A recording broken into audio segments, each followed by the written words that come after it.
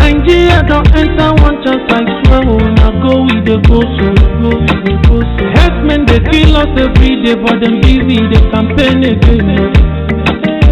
After they failed all the promises they made, oh, then they praise themselves. Why the masses were supposed to give them the praises, we they here, they run to. Move it on! I blame it on the religious leaders, I blame it on the traditional rulers. People were supposed to fight for the people, they don't compromise. Shame on the rebellious brothers, people were cry with torturing and hurt. Today them don't join those oppressors, they eat jello. Something done the smell. Very soon now we go festival. The half of where this government they cause my time bomb, it go soon explode. Revolution they come, it is very close at the film. When the power of the people we triumph, the power of the people is power. They no even care, they no even sense.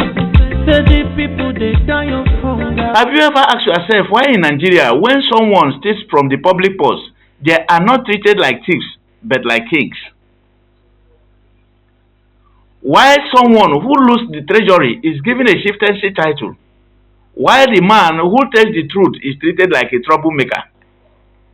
My people, corruption in Nigeria is not just a bad act anymore. It has been crowned with beads, dressed in agbada, and danced into our daily lives like a masquerade that everyone cries for. We have reached a point where wrongdoing is not only tolerated, it is celebrated. When a man becomes rich overnight, nobody asks how. They only ask, Oga, when are you sharing? When someone cheats the system, they call him smart.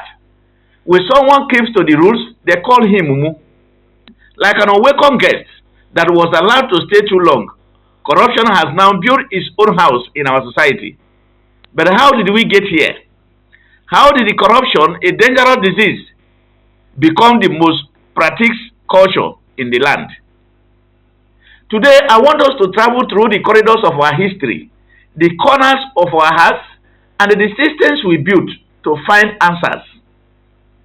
My name is Amechi Ogalago Speaks, and this conversation is not just about pointing fingers. It is about opening eyes. I will walk you through how corruption crept in like a thief in the night, and they slowly became a chief in the morning. How what was once condemned became a way of life. By the end of this conversation, you will not only understand the root of corruption, but you will also see the power of your voice and the actions in uprooting it. I promise you something. What I will share will not leave you the same.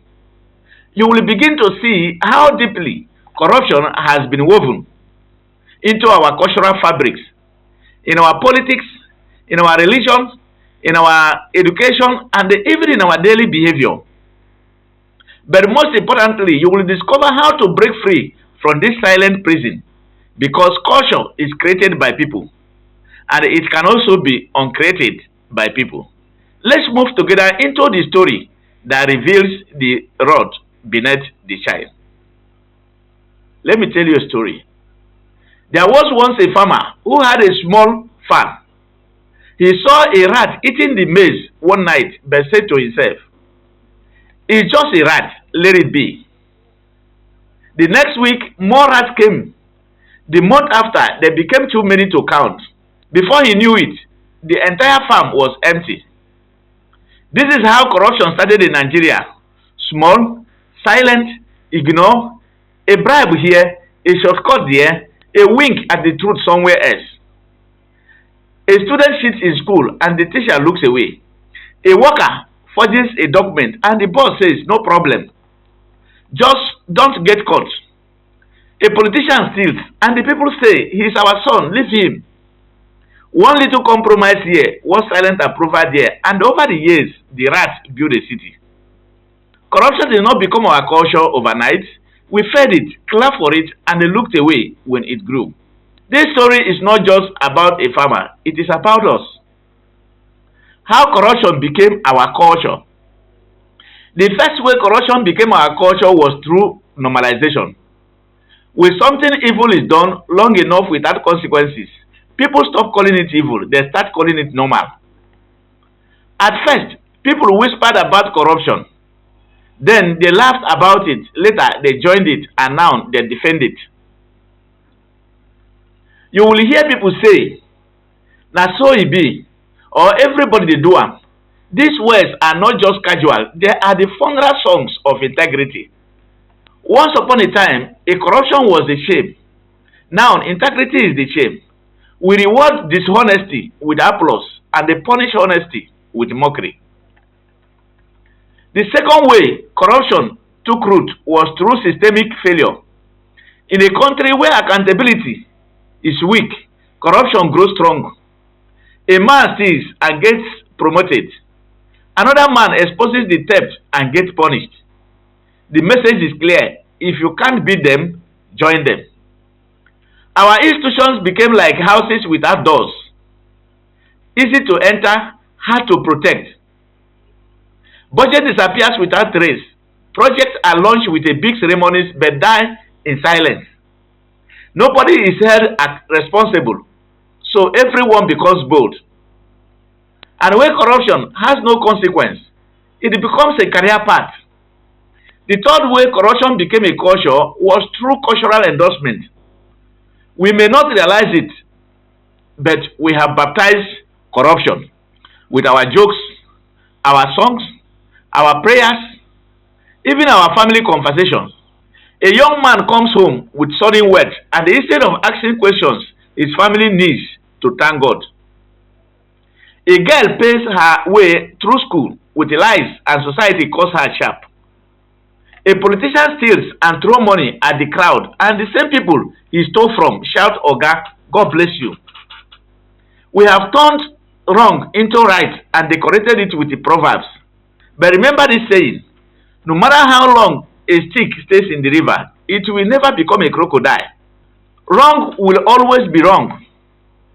The final way corruption became culture is through learned helplessness. Many Nigerians have begun to believe deep down that nothing can change. This is one of the most dangerous lies we have accepted. When people believe that corruption is bigger than them, they stop fighting it, and when they stop fighting it, corruption becomes the king of the land. But here is the truth. Corruption is not a giant. It is a wall built with small bricks of silence, fear, and compromise. If those bricks are removed one by one, the wall must fall. Now, let's talk about what we can do, because change is not magic, it is action. Step 1, confront the culture in your circle.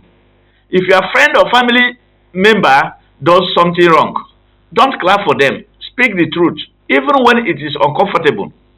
Culture shifts when people stop agreeing with lies. Step 2, lead by example. Corruption thrives where integrity dies. If you refuse to participate in small corrupt acts, bribing, cheating, falsifying, we start pulling down the foundation. Step 3, speak out boldly. Use your voice on social media, in your office, in your church, in your mosque, in your community. Truth that is not spoken becomes a graveyard. Step 4, demand accountability. Attend town halls, follow public funds, join movements, support whistleblowers. A government that is not voiced is a government that will steal. Solution. You see, corruption became a culture because the people accepted it. But the same way a people can accept a culture, they can reject it. A nation is not just built by laws, it is built by values. If we begin to celebrate honesty, the way we celebrate stolen wealth, everything changes. If we begin to punish thieves in Abada the same way we punish thieves in the market, everything changes. If we begin to make corruption expensive and integrity rewarding, the narrative turns.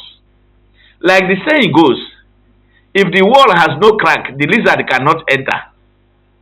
If we seal the cracks of our values, corruption will find no resting place. Yes, if this message has touched your heart, don't let it die here.